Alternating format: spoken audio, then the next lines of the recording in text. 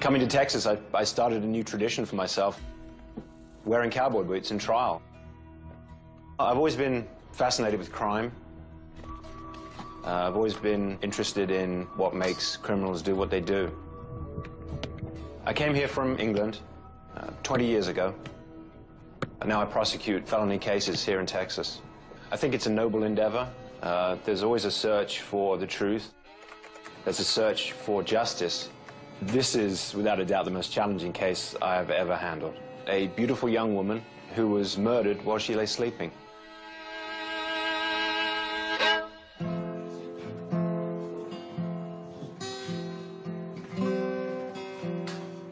That's my mom, Natalie Antonetti. Beautiful, vibrant, excited to be alive. She was an amazing mom. She always tried to have a good time with everything. You were mine, the stars would shine every single night. My mom was a young mom. She was into, you know, rock and roll. Time was on our side. Music was always playing. Tomorrow comes, my heart will numb with the... By all accounts, just one of those people that you meet and you never forget.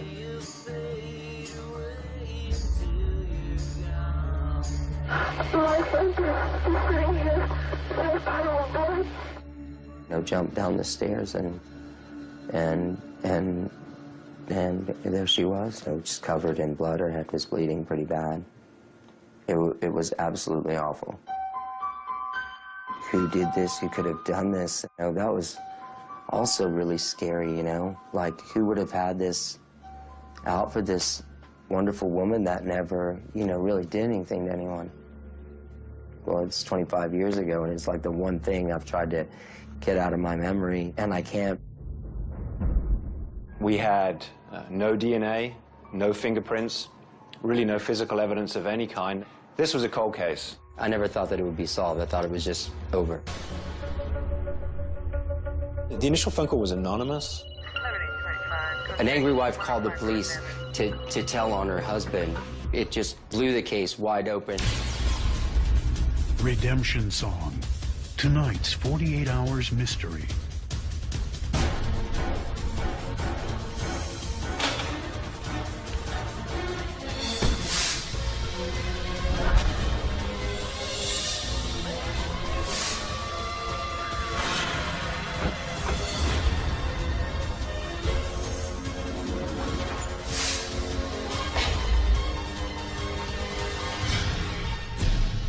The mystery continues in 90 seconds.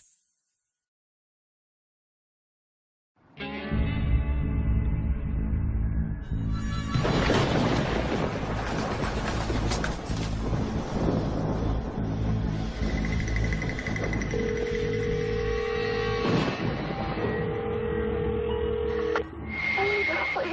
is the Austin police. My friend is sitting here. Ma'am, listen to me. Calm down, okay? We're going to help your friend out.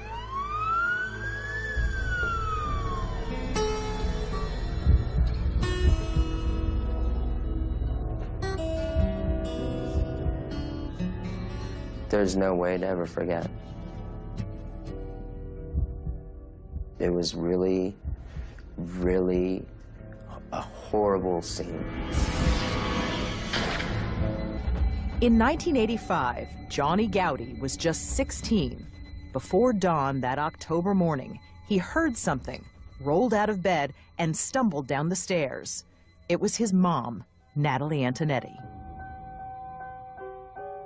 I was incoherent, kind of in shock, and you know, completely, you know, just covered in blood. Her head was bleeding pretty bad. And I tried to ask her what had happened. You know, she knew who did this to her, and she couldn't talk. She just had a really, really frightened look in her eyes. And you know, it's hard to see your mom in that situation. I've been trying to imagine what it's like to see her covered in blood and try to talk to her, and she can't tell you what happened? You could see in her eyes that she was scared. When the ambulance got there, that kind of took over and, you know, put her in the gurney and stuff, and then I rode to the hospital with her. Before she went in, I asked her to give me a kiss, and she was able to do that. Did you have any idea that you were kissing her goodbye? No. Natalie's murder would haunt Johnny Gowdy for over 20 years. To start unraveling this mystery, we began on 6th Street, the heart of Austin's music scene. What role did 6th Street play in the music scene back then? Well, 6th Street was where all of us musicians would play. There was a band in every club on every corner. It still is.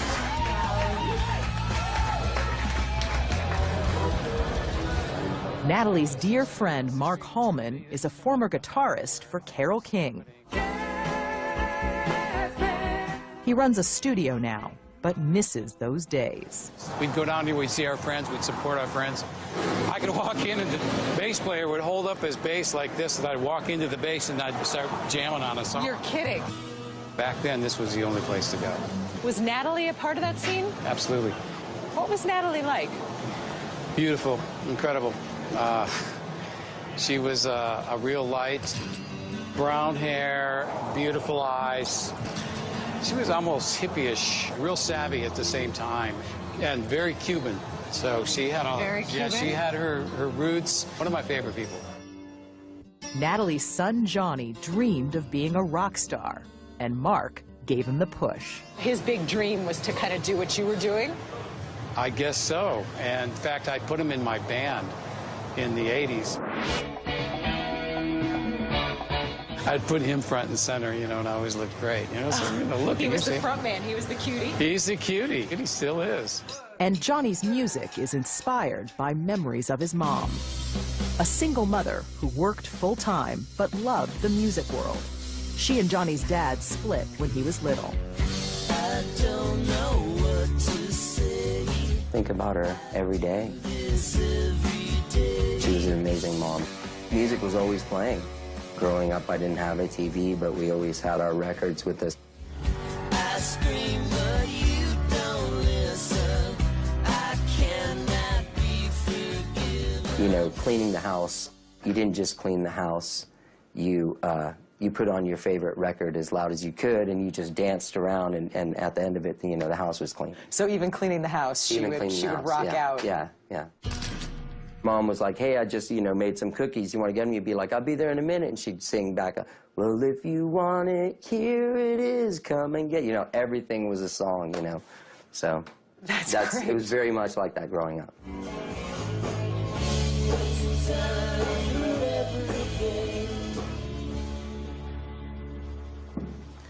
But the song ended suddenly for Johnny and for Natalie.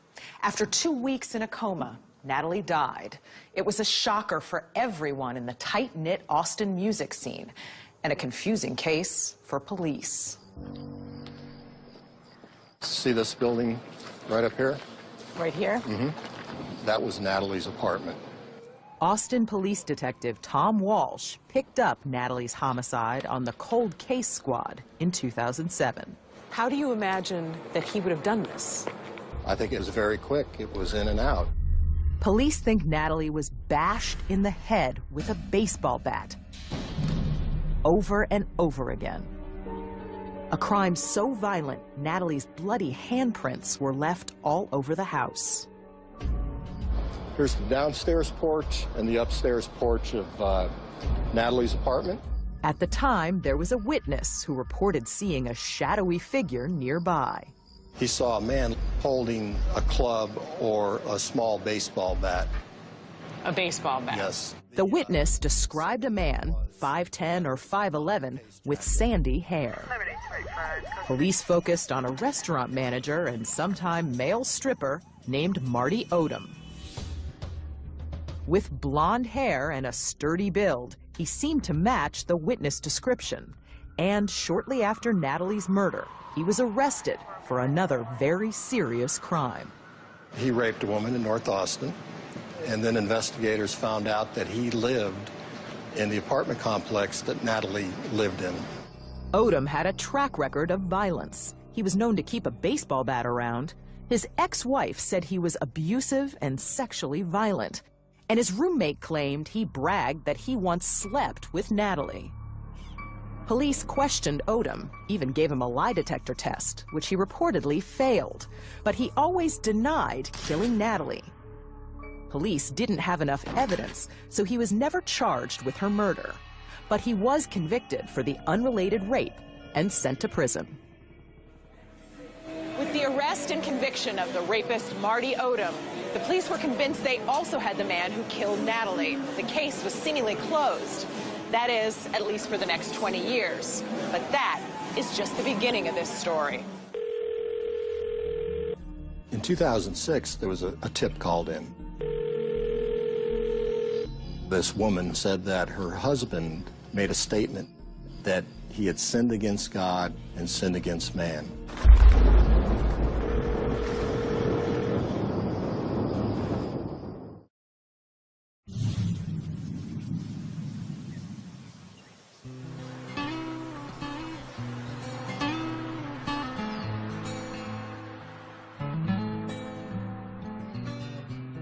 When they told me about the rapist, I thought it was the rapist because I was 17 and I wanted to know who's killed my mom.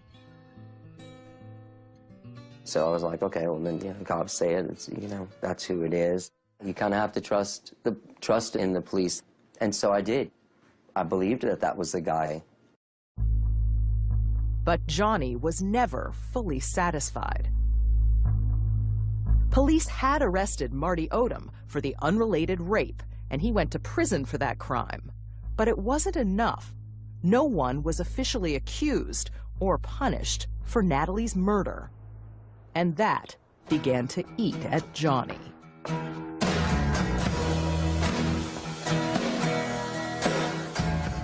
I was just mad, you know, mad at the world. Mad at a faceless person that came in and murdered my mom and split, no one ever caught. Therapy helped, but music helped even more.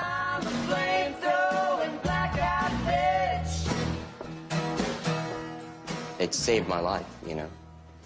It's a life-saving thing. The music? Yeah, being able to make that music, being able to put that energy into something that's cathartic and not turn it on yourself, I think is pretty lucky.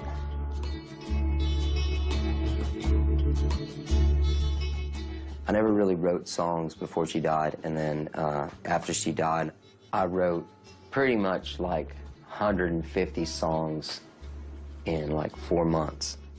Something incandescent, radiant and secure. What do you think she would think? I mean, she was so into music. What would she think of this little... She would like this band a lot.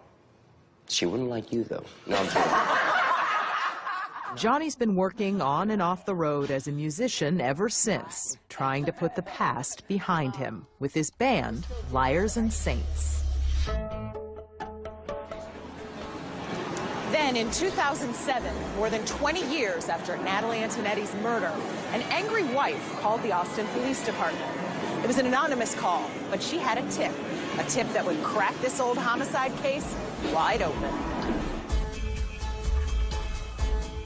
I was on tour. My phone rang from a number I didn't know, and I answered it. This guy said, "Hi, my name is Detective Tom Walsh from the Austin Police Department. Don't worry, you're not in trouble." Detective Walsh had news. I was like, wow. They're reopening my mom's case, and this guy that's got it, it is amazing. What do you like about being a cop? When I became a detective, I loved being in the hunt. What is it about a mystery that you like? Solving it. And thanks to that phone call, Walsh felt he was on a fast track to solving this one. He was like, I know who did this. The suspect was a man named Dennis Davis. I did know Dennis very well. You know, he was a friend of mine.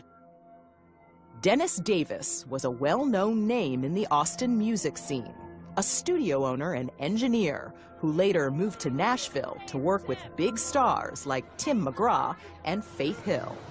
How did he come across to you? Was he a player, a ladies' man? No. No, not at I all. didn't see him that way. I saw him just really quiet and reserved. I never thought of him as someone that had the capacity really to hurt another person. Johnny knew Dennis too, because Dennis had dated his mom. And he was good to Johnny. He just had this amazing studio. He had like the best studio in town. And I was like the only 16-year-old kid that could go by there anytime. I thought he was a nice guy.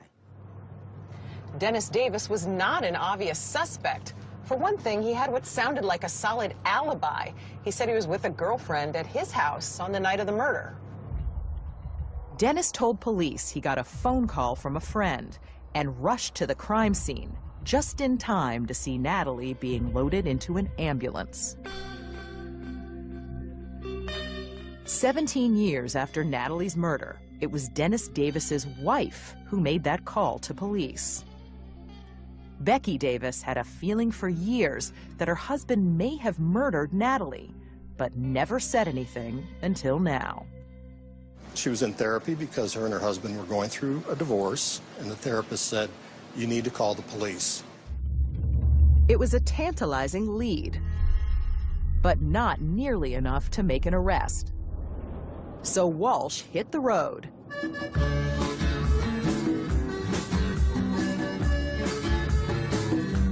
And tracked down this woman, Amparo Garcia Crow, who was Dennis Davis's alibi.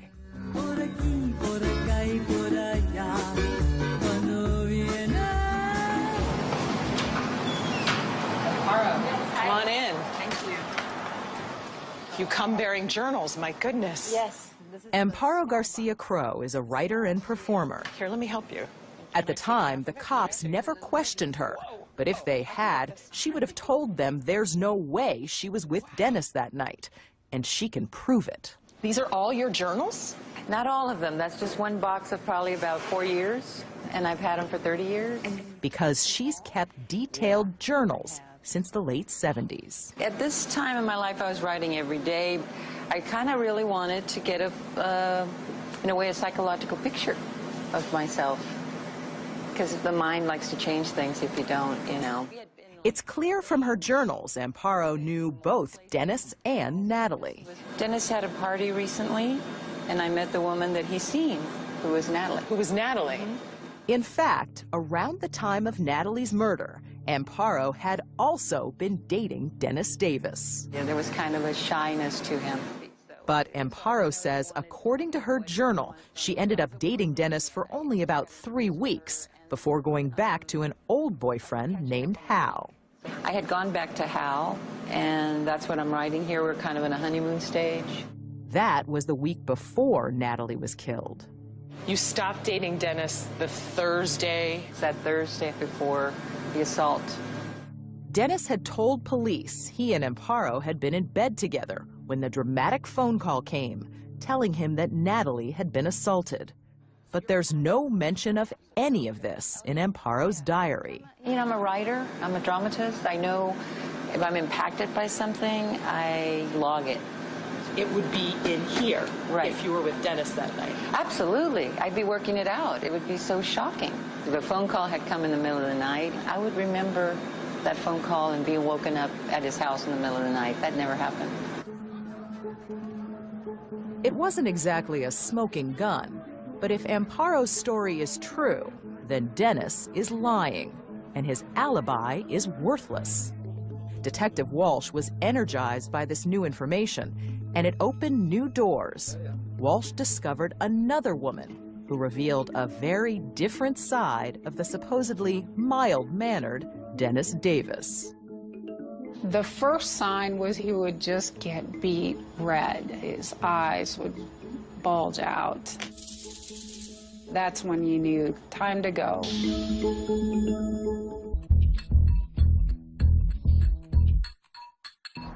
Austin, Texas, 1985. Rock and roll reigns supreme. The party was fueled by the warm Texas sun and plenty of beer and booze. You guys were all into the music scene. What was that like? Oh, there were just so many, you know, people that were up and coming, and everybody would go to so many clubs here and watch them play and then watch them grow. Linda Bless moved to Austin in 1984. She worked on tours with major rock acts, and Linda would turn out to be a key witness in the investigation into her friend, Dennis Davis. There were two different sides of Dennis. One was the very sweet, caring side. The other side, you didn't know when it was going to come out. Linda says she saw glimpses of this darker side, a Dennis Davis who was jealous, angry, even violent. It was almost like a screaming inside, you know, like, ugh. What would set him off? It always seemed to pertain to women.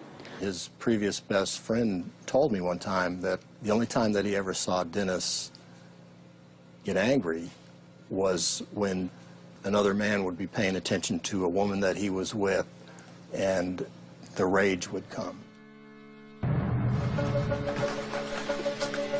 In 2008, Detective Walsh went looking for Dennis to question him about Natalie's murder, and he found him in a jail cell in Pennsylvania, serving 2 months on a DUI.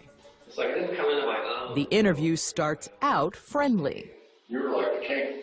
Yeah, it's good to be the king. That's what they say. Looks like he's your pal. Yeah, he was my pal. But not for long. Walsh wants to tie Dennis to Natalie's murder and the likely murder weapon, a baseball bat. Did you have a small bat? Dennis says he never had a baseball bat. He never had one. He had not just one, but he had a couple of them. In fact, Linda says, one night at a party at Dennis's house, all of a sudden Dennis showed up in the doorway with this bat in his hand. Linda says Dennis was heading for his girlfriend. I just got up and pushed him into the bedroom, or, you know, had him go into the bedroom and put the bat down and, come on, let's go outside.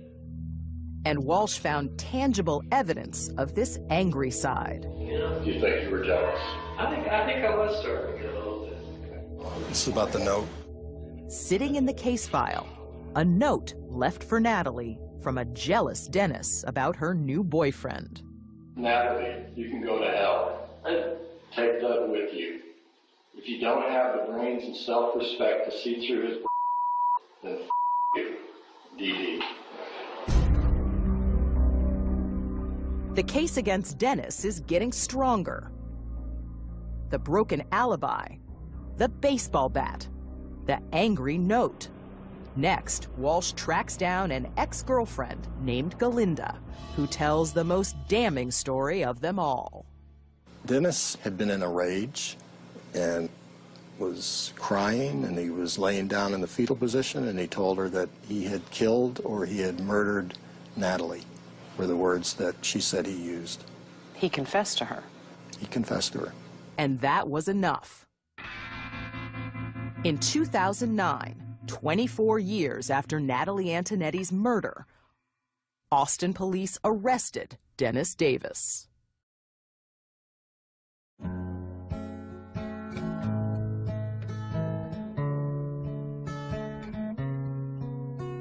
Johnny had never imagined that Dennis was capable of killing his mom. People around town that knew me at times might have said, you know, I think Dennis did this. And I would always be like, really? Like, he's such a nondescript kind of dude. You thought he was a wimp. I thought he was kind of wimpy, yeah. But to Johnny, Detective Walsh was no wimp. When I first met Tom Walsh, it was like, this guy was actively, you know, working on this case. From the moment I met him, I never doubted that he was going to do this.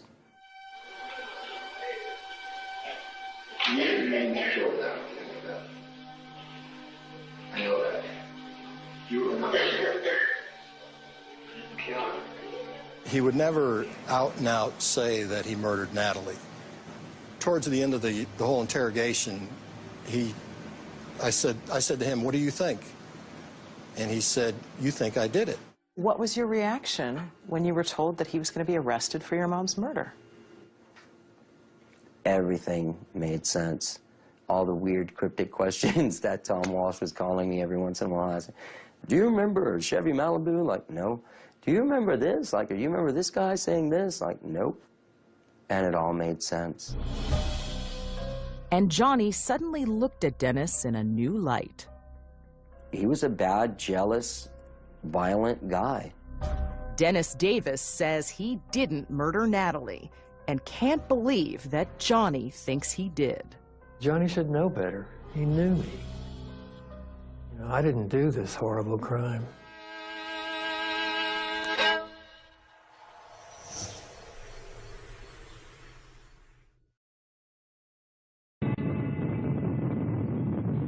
Everybody wants to get on this train. It's a cold case. Everybody wants to solve this case. Wade Russell is a Texas attorney. He's been a lawyer for almost 30 years. Been riding motorcycles more than 40, and he's been working for Dennis Davis since his arrest in 2009. The investigator wants to solve this case. Everybody wants to be a hero. The problem is, Wade says, there just isn't enough evidence against Dennis to convict. His client, he says, is an innocent man. The detective in this case knew that the neighbor identified someone who didn't look like Dennis Davis. And that neighbor is the only eyewitness, the man who called minutes after Natalie's attack to report a prowler carrying a baseball bat. This neighbor identified a person, a tall, blonde man. My client's about 5'6", 5'7", slight build, curly dark hair. He is not the person the neighbor identified. So if Dennis Davis didn't kill Natalie, who did? I think it's very possible that Marty Odom committed the offense. That's Marty Odom, the rapist, who was living near Natalie at the time of her murder. The man cops once thought was their best suspect. He claimed to know the victim in this case, and we also know he's very violent. He was violent with his girlfriend, he was violent with his ex-wife. He took a polygraph, and he flunked the polygraph. The polygraph operator said, "I'm 100% sure he committed the offense." The guy who ran the lie detector test said he was 100% sure that Marty Odom killed Natalie? Yes. I'm innocent. I didn't do it. Dennis Davis, the man in hot water for this once cold case, in his only TV interview. Through your eyes, who was Natalie Antonetti? She was a very vivacious, lively, energetic young woman. When she answered the phone, she went, "Hello," just like that. Dennis told us he truly cared for Natalie, and that's why he wrote that angry note about her new boyfriend, a musician. One of my pet peeves in this world is when I see young women get involved with musicians who just drag them down. In the note, Dennis told Natalie to go to hell. That was a pretty angry note. Yes, it was. Doesn't it sound like the guy that wrote that note would be capable of harming Natalie, the guy who's angry? Getting mad, writing a note is a far cry from killing somebody. You wrote a nasty note, oh, you're capable of murder. Everything gets blown out of proportion. But how does he answer Galinda's story about his confession? She exaggerated. So what's the real story? I just told her, I told her some things. I said, it's my fault that Natalie died. If I hadn't upset her that night, that day, she'd still be alive today. The night she was attacked, Natalie went out for a short walk by the pool near her apartment. I think someone spotted her or followed her, or she ran into someone out the pool, and then they came back later. And then killed her? Yeah. Did you ever hurt Natalie? No, never. Did you kill Natalie? No, I did not. I'm absolutely sure. I wouldn't do something like that. You have a victim who has no defensive wounds. It's not a burglar. It's not a rapist. Somebody who's exceptionally angry at her. There's one candidate for that, Dennis Davis. Austin Assistant District Attorney Mark Pryor. This is the first case I've ever lost sleep over. This was a very tough case. Mark Pryor's co-counsel, Efren De La Fuente. Being a cold case, a 1985 case, and here you are trying it in the year 2011. The prosecution's case wasn't just cold. It was almost entirely circumstantial. Yeah, I'd just wake up at night and I'd wonder about, could we do this? Could we bring Johnny justice? When I went in and met with Efren De La Fuentes and with Mark Pryor, they never said, don't get your hopes up.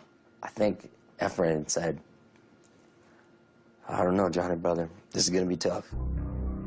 April 2011, Natalie Antonetti's brutal and unexplained murder, unsolved for 26 years, is finally going to trial. The evidence is going to show that this man, Dennis Davis, split her skull as she lay on the couch in her apartment.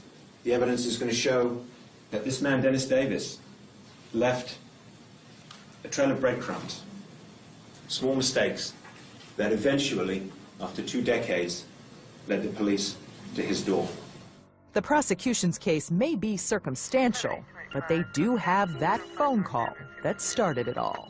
The statement that the defendant had made was that he had sinned against God and man. The woman who made that call was Rebecca Davis, the defendant's wife. And they have Amparo, who denies being with Dennis on the night of the murder. Linda Bless, who remembers him carrying a baseball bat. And Galinda, his ex-girlfriend, who says he confessed to murder. And he told her. He flat out told her, I killed her. I killed Natalie Antonetti. Attorney Wade Russell reminds the jury there was no physical evidence against Dennis at all. You're not going to hear any DNA evidence. You're not going to find any hair samples. You are not going to hear from any eyewitnesses that saw Dennis Davis at the crime scene. Dennis would choose not to take the stand. And there is not proof beyond reasonable doubt, and everyone knows that as you sit here. This case would be all about truth and lies. Did you have a small bat? He lied in the interview. Didn't have a bat. Says it twice. His ex-girlfriend was beaten to death with a bat. He owned a bat. He knew he had one. He just lied. This is ludicrous. It's ludicrous. It's reasonable doubt after reasonable doubt. All right, ladies and gentlemen, jury, you may retire to the jury room at this time. In less than 4 hours, the defendant, please rise. The jury was back with their verdict. The State of Texas versus Dennis Davis in 167th District Court, Travis County, Texas. Verdict to the jury. We, the jury, find the defendant...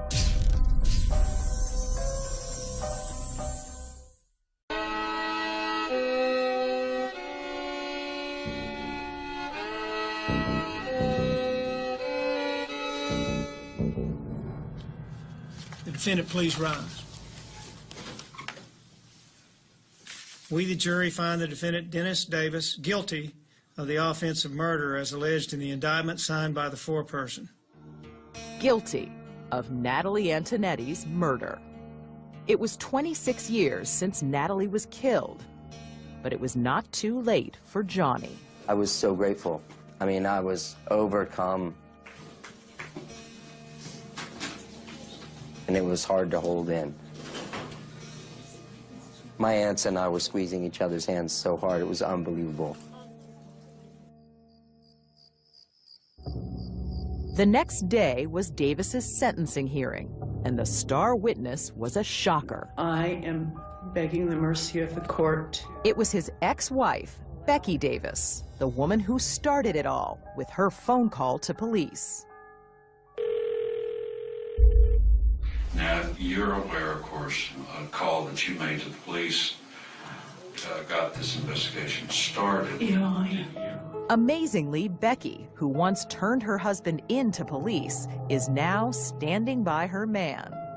I don't understand that he forgave me. He just said, Becky, why didn't you ask me? I could have told you what happened. He not once got mad at me. Sometime after she made that fateful phone call, Becky reconciled with Dennis. Now they're back together, and she says she can't live without him. I can't do things. I can't pay my bills. I can't lift anything. I can't operate without him. I don't know what I'm going to do now. The judge was not persuaded. Defendant would please rise. At this time, the court assesses your punishment at a term of 36 years.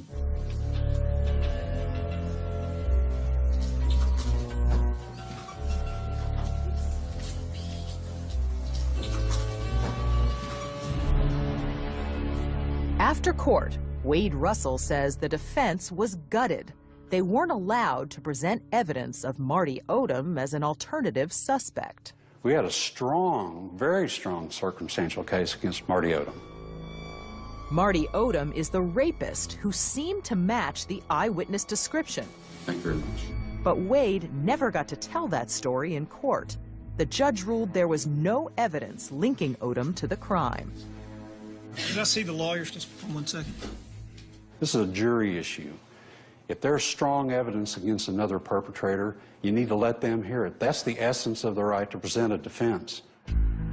Texas is one of a handful of states where evidence of an alternative suspect must meet an unusually high burden of proof. You had this other guy that you think killed Natalie, but you couldn't tell the jury? I was not allowed to tell the jury that. It's like trying a case with your hand behind your back. The jury, in essence, heard half a case. They didn't get the whole case. Does that sound like a fair trial to you? It does not to me. If you have a guy at the scene who says he saw somebody with a baseball bat, that's a pretty strong witness. At face value, it is. But he changed the description of the guy that he'd seen. First of all, he said he was 6 feet tall, and then we had a month later, that same witness picking out somebody who's Dennis Davis's size. And there was never any evidence that Marty Odom actually knew Natalie. To Mark Pryor, Dennis Davis all but convicted himself. It occurred to me very early on that we had a defendant who, in many ways, always wanted to confess to this. He gave an alibi that could have easily been broken. We had him making admissions to his wife, Becky Davis, and then basically a flat-out confession to Galinda Mudgett. The guilty conscience needs to confess, and I think that's what we had here. Even after the verdict, Dennis Davis says he's innocent of this crime, and he can't believe he ended up here in a Texas state prison for the next 36 years. I was shocked. I was completely shocked. Let's go back to how this all started. How do you feel about Becky calling police back in 2006? I couldn't understand why she would do something like that. She told me that I scared her one night. In 2006, Dennis and Becky had a huge fight in their backyard. I was swinging a swage that I used to chop wood. It's a big, heavy thing, and I was swinging it around the backyard, and I was angry, and I scared her. Soon after that fight, Becky made her phone call to police about the statement Dennis made almost 17 years earlier. He had said, quote, "I've sinned against God and man." And when you heard that, your wife essentially saying, "I think he's capable of murder." Well, she didn't say murder, but I guess that's what it is. Johnny says he's satisfied now, even though his mother's case could have been solved years earlier. I think that definitely those women, Galinda namely, and his wife Rebecca, were scared. I think they were scared of him. They could have solved your mom's murder 25 years ago if somebody would have spoken up. They could have. And then they also could have not talked. I'm just grateful that they did come forward when they did. I'm really lucky. We're lucky we got that call. The most important person in my life is never there, no matter what, all the time. the coolest people in the world, my awesome girlfriend. And no matter what, my favorite person is never there. I have this great photograph of us when we went to Memorial Day barbecue. I was like 14 years old. And they had asked us to get involved in a softball game, and we were the ones that were barefooted running on, you know, gravel. She was so excited that she and I had won. And so there's a picture of us after the game together with kind of these big, you know, smirks on our faces. Like, you couldn't have done it without the barefooted Cubans.